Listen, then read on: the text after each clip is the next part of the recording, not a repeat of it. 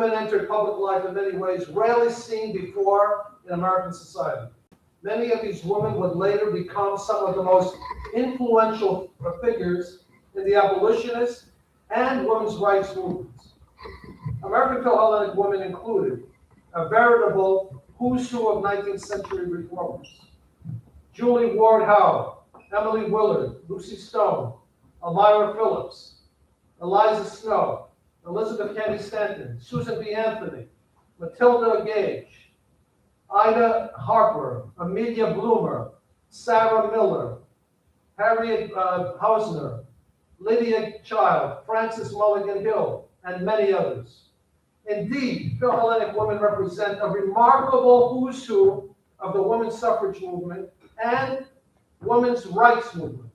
The significant linkage between Philhellenic women and the women's rights movement are not only missing pieces of American history and Hellenic histories, they are also missing chapters of women's history itself. What is often overlooked, however, is that many of these women came to age intellectually and morally during the period in the United States known as the Greek fever period, the extraordinary wave of sympathy and activism that swept the country in response to the Greek Revolution. Many of them, the Greek cause became one of the earliest international humanitarian movements they encountered, and it profoundly shaped their developing ideas about justice, liberty, and human dignity. The American Philhellenic movement sparked widespread outrage as reports of the suffering of Hellenes under Ottoman rule, particularly the plight of Hellenic women and children during the war. Newspapers across the United States carried accounts of massacres, enslavement, displacement, and the destruction of Hellenic towns and villages. Public lectures, pamphlets, and sermons circulated widely, turning the Hellenic struggle into one of the most discussed international events of the era. American newspapers, such as the North American Review, the New York Evening Post, and numerous regional publications reported extensively on the progress of the revolution.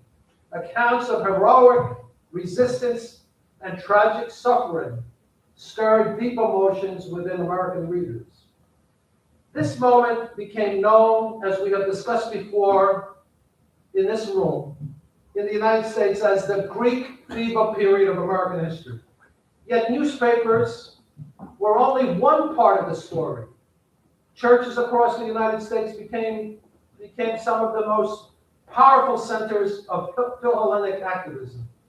Clergy throughout New England, New York, and Mid-Atlantic preached sermons describing the suffering of the Hellenic people and calling upon American Christians to assist their fellow believers in the Eastern Mediterranean. Hellenic Christians were frequently described in sermons as, quote, brethren in the faith, end quote, victims of persecution whose struggle for liberty deserved the sympathy of the American public. In Boston, New York, Philadelphia, and many other areas, public meetings were held in churches where ministers, scholars, and civic leaders spoke passionately about the Greek cause. These gatherings often included fundraising appeals and the formation of Philhellenic committees to organize relief shipments.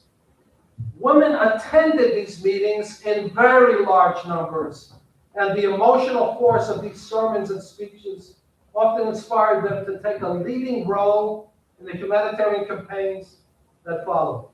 The pulpit, in effect, became one of the most powerful mobilizing forces of the Greek fever. Young intellectuals, reformers, clergy, and educators were deeply influenced by this atmosphere. Many of the women who would later lead reform movements grew up reading about the Hellenic struggle in newspapers, hearing sermons in the churches, and participating in local humanitarian campaigns. Emma Willard, for example, was already an advocate of female education when the Hellenic Revolution broke out, and she followed events very closely. Her admiration for Hellenic culture and her sympathy for the Greek struggle later inspired her efforts to support education for women in the newly formed independent Hellenic state. Lydia Maria Child, who also became one of the leading abolitionist writers in America, was part of the intellectual circles in New England that were deeply influenced by Philhellenism.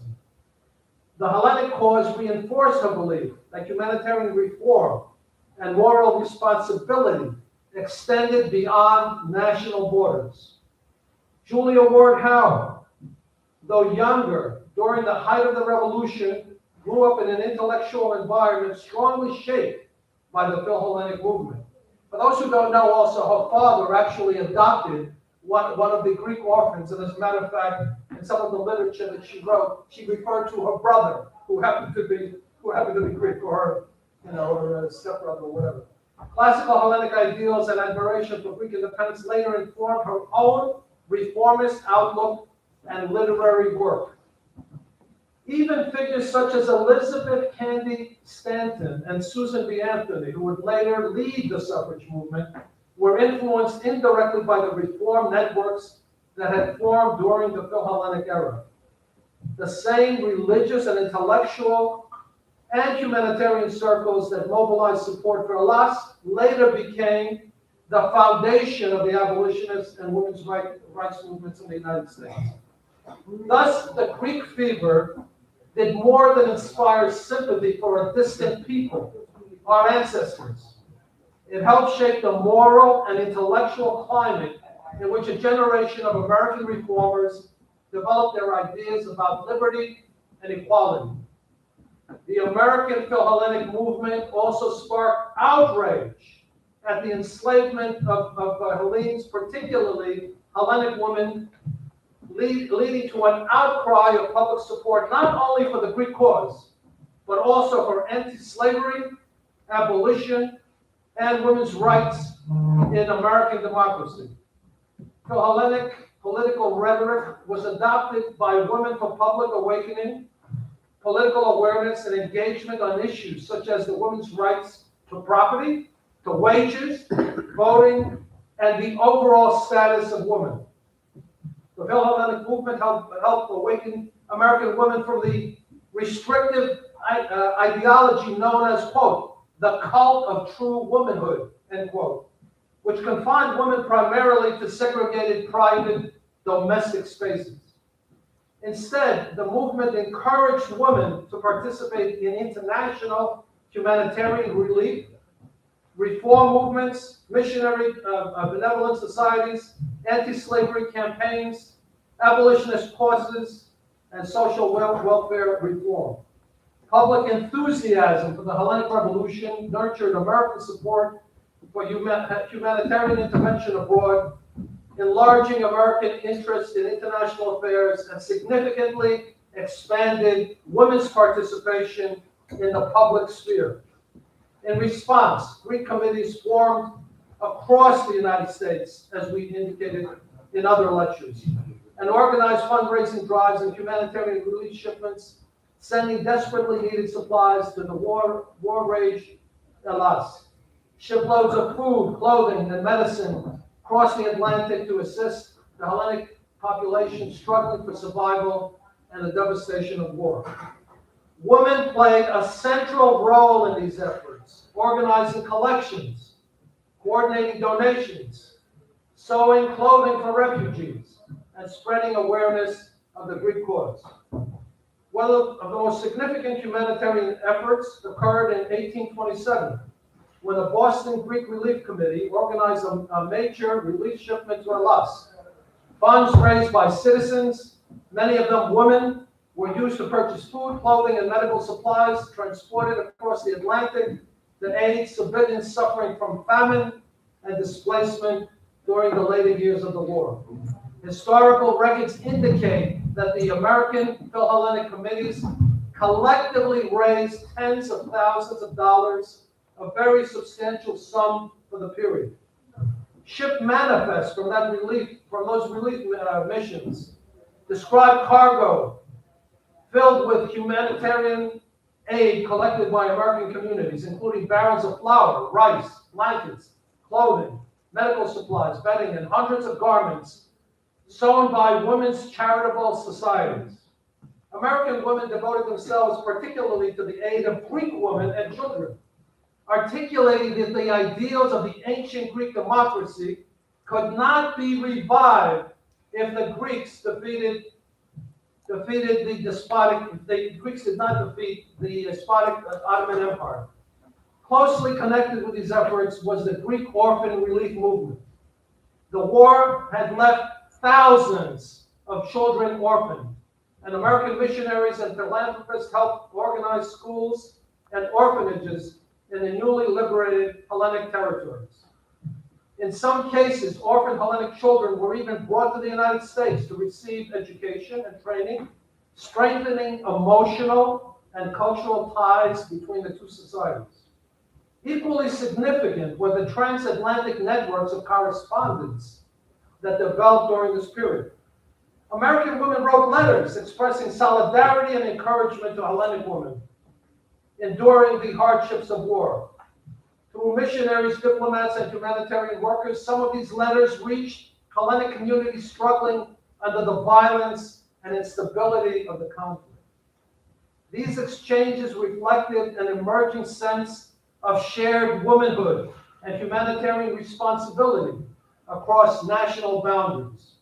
Emma Willard herself used Philhellenic language describing her, quote, Greek sisters, end quote, as women who must be liberated, language that reveals her role as an early feminist thinker, even though she declined public association with suffrage politics. The Troy Society for the Advancement of Female Education in Greece, founded under Willard's influence, helped establish the first women's school on the Acropolis in Athens, creating a lasting educational bridge between the United States and Greece. One of the most striking artistic representations of this connection appeared in Hiram Power's famous sculpture, The Greek Slave. When women's rights activist Lucy Stone encountered the sculpture, by the way, this sculpture happens to be the most famous sculpture in the United States of the 19th century. She later recalled that it deeply moved her. She wrote, quote, hot tears came to my eyes at the thought of millions of women who must be freed, end quote. For Stone, the statue symbolized not only the suffering of Greek women, but the conditions of women everywhere. Many of these same women who participated in Philhellenic activism later became leaders in the struggle for women's rights, as we indicated. Following the Civil War, debates surrounding the 14th and 15th Amendments led to a division within the women's suffrage movement. In 1869, Elizabeth Stanton and Susan B. Anthony formed the National Women's Suffrage Association, while Julia Howe, Lucy Stone, and Henry Blackwell organized the American Women's Suffrage Association. These groups later reunited in 1890 to form the National American Women's Suffrage Association, which eventually secured the passage of the 19th Amendment in 1920. The Greek Revolution was truly revolutionary, not only for Hellas, but for America as well. It championed resistance to tyranny and slavery in both societies, and helped awaken American women to their own political voice. Through Philhellenic activism, American women discovered their capacity for leadership, philanthropy, civic engagement, and political action. They became active participants in the broader democratic experiment. And in doing so, they helped expand the meaning of freedom itself. Because sometimes the struggle for liberty is not one land awakening the conscience of the other. And the cause of Hellas, embraced with passion by American women during the age of Greek fever, helped ignite the movement that would ultimately reshape the understanding of liberty, citizenship, and the rights of women in the United States. Seen in this broader historic arc, the road from the fires of the Greek Revolution of 1821 to the gathering at Seneca Falls in New York in 1848, and ultimately to the triumph of women's suffrage in 1920, was not as distant as it might first appear. The humanitarian activism, moral language, and public leadership that American women developed during the age of Philhellenism helped prepare the ground for the organized struggle for women's rights that would follow.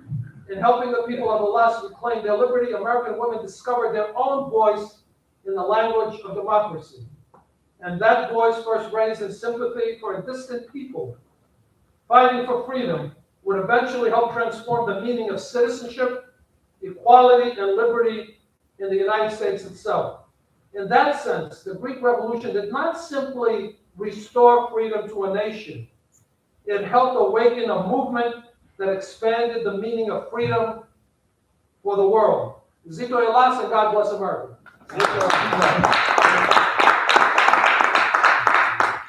Okay, with that, we can take some questions, and then at 7 o'clock sharp, we start the next meeting. Any questions? How aware were the American women of the suffragette movement about Bubulina and them in Greece? Did they know anything about them? Listen, I don't know so much about Bubulina and the rest. Okay, The because Mavrogiannis and all of them. no, I think I knew about They, They listen, knew about them? Yeah, it was written in the they newspaper. were famous people, by the way, and many people don't realize this. Everybody feels, okay, this was a certain time period. There were newspapers out there. People read newspapers. They actually gave blow by blow as to what was happening in Greece, battle by battle. Am I wrong? No. Battle by battle. They would talk about heroines, they would talk about heroes and things of that nature. You know, so they were very aware. You see, most people in the United States, and this is our fault, by the way, okay, our fault, because we're not doing the right job. This is part of American history. Every one of the lectures that we're having here that we're talking about America, the abolitionist movement, the women's suffrage movement, and some of the other stuff. Hold it, no discussions here. No discussion. Sure. Yeah. We are not doing the right job because most people, I'll be honest with you, most people who are Greek do not know Greek history. Most people who are American do not know American history. That's just a fact, okay? They know some details, etc., and as every generation, they know less and less. Why are we here? Why are we doing these lectures every week? Because we want to educate. It is true that people don't like to come here at 6:30 because they're not interested. They're not interested in Greek history. What they're interested in is to take a photo, wearing some outfit or what have you, marching in a parade and things like that. That's all they're interested in. But what am I saying? I'm saying let's wake up. We have a tremendous history, both in America and in Elas, and it's a shared history. It's a shared history. This parade, which I like to say to everybody, by the way, this parade on Fifth Avenue is not just a Greek parade. You know, a Greek parade, some little country in Greece. When the revolution took place, and I'll say it again because I said it last night, when the revolution took place, no one wanted a revolution in Europe in a post-Napoleonic period. No one. Okay? So when the revolution took place, the nations of Europe were not with the revolutionaries. They were with the Ottoman Empire. The people, however, except by the way, the United States, because the United States, when they saw this thing happening in Greece, it was 2 generations after their own revolution. They understood exactly what this was about. Because what did they do? They threw off another empire. They threw the British Empire, they threw them out of the country. So to them, the Hellenes were their people. Okay, they were throwing out another empire, the Ottoman Empire. This is the way the Americans looked at this thing. Even though the movement, the Philhellenic movement, etc., and the support of the Greek Revolution started with the academics in the universities in Germany, etc. When it hit the United States, and we use the terminology Greek fever, it was a period where not hundreds, but thousands of people were involved. Thousands of people were involved in different ways. It affected movements in architecture. It affected movements in dress, because you can tell by the period. If you look at the period, you'll see they started to wear classical clothes, etc. Their architecture was different. Their furniture was different. Okay, these were movements that were taking place. So it's up to us to explain the history, not only Hellenic history, but American history to Americans. Because this parade is an American parade. It's an American Hellenic parade. This is not a parade in Elas. This is a parade in America by Hellenic Americans. And this is a parade that is universal. It's about liberty, it's about throwing away slavery and all that type of stuff. So we should be proud of that, and we should exude that and have that discussion and bring everybody into this parade because it's their parade too. Any other questions? I have a question. Yes. Also, I just want to add about the parade. This parade is also for our children Yes. to know Yes. what the old timers, when the freedom fighters went through to keep us free and the Greece, so that way, after us, they're there to take over the torch. Yeah. And let me add this. Let me add this to the Our discussion. children is more important. Let me add this to the discussion. When the revolution took place, there were more Hellenic people outside of what is now Hellas than were in Hellas. There were more people in the diaspora than in Greece itself. And the influence of that diaspora was very strong and very powerful. With that, we're going to take a break at 7 o'clock sharp. We're going to start.